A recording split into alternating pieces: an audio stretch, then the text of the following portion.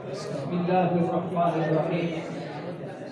والصلاة والسلام عليك يا سيدي يا رسول الله وعلى آلك وأصحابك وأهل بيتك يا محبوب الله صلى الله عليه وسلم. ابو بکر ہم چکابہ، عمر در طواف او، عثمان آب زمزم، علی حج اکبر.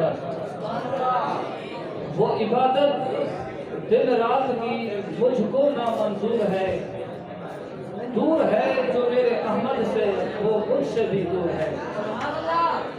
کرنے کو چراغا مجھے مدفن میں لکیرو، سرکار میں آنا ہے مجھ گناہگار سے ملنے.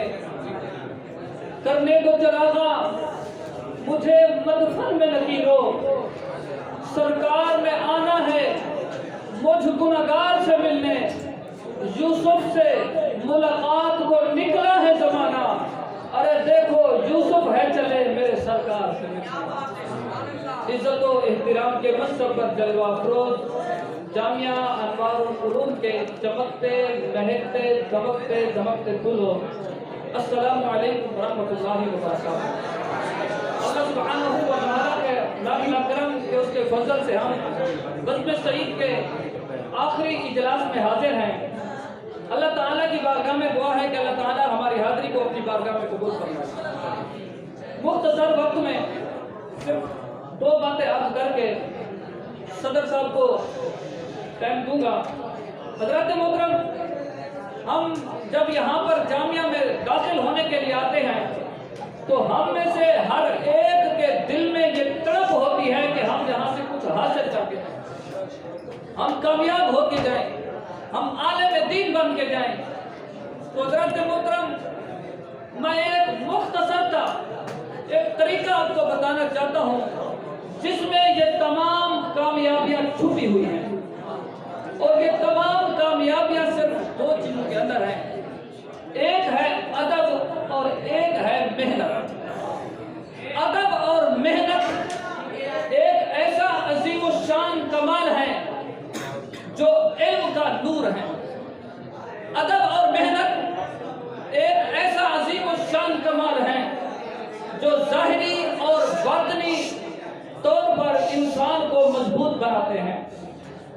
ادب اور محنت ایک ایسا عظیم الشان کمال ہے جن کی وجہ سے انسان اللہ کا بھی قرب پاتا ہے، اللہ کے محبوب کا بھی قرب پاتا ہے. ادب اور محنت ایک ایسا عظیم کرشمہ ہے جو انسان کو شریعت کے مطابق زندگی گزارنے پر مجبور کر دیتے ہیں. ایک بات ادب کے بارے میں عرض کروں گا. آقا علیہ السلام نے فرمایا الدین کلہ ادب، دین سارا کا سارا ادب ہے. امام یعقوب جن کو ہم امام ابو یوسف علیہ رحمہ کے نام سے جانتے ہیں، وہ فرماتے ہیں کہ میں نے 20 سال علم پڑھا، اور 20 سال میں 18 سال ادب سیکھتا رہا، اور 2 سال میں نے دوسرے علوم میں مہارت حاصل کی. اور بعد میں امام ابو یوسف علیہ رحمہ افسوس کرتے تھے کاش کہ میں اپنے وہ 2 سال بھی ادب سیکھنے پر لگا دیتا تو آج میں اور بھی اللہ کی بارگاہ میں مقبول ہوتا. خواجہ خواجگاں، عطائے رسول، سلطان الہند، سلطان المشائخ، وارث نبی، جن کو معین الدین کا لقب میرے مصطفیٰ کے دربار سے ملا، اگر ان کو یہ مقام ملا ہے تو ادب کی وجہ سے ملا ہے. 15 سال کی عمر ہے، ایک باغ میں بیٹھے ہیں، ایک بزرگ آئے، بزرگ کو دیکھا تو دوڑ کر ان کی بارگاہ میں حاضر ہو گئے. ادب کے ساتھ ان کو لے آئے، چادر بچھائی، ان کو بٹھایا، انگوروں کا خوشہ پیش کیا، اور زورزارو بیٹھ کر محبت کی نگاہوں سے ادب کے ساتھ اللہ کے ولی کا جلوہ دیکھ رہے ہیں. اور اللہ کے ولی نے جب دیکھا کہ یہ اتنا ادب کرنے والا بچہ ہے، کیوں نہ میں اس کو ظاہری بھی علوم عطا کر دوں، باطنی بھی تڑپ عطا کر دوں.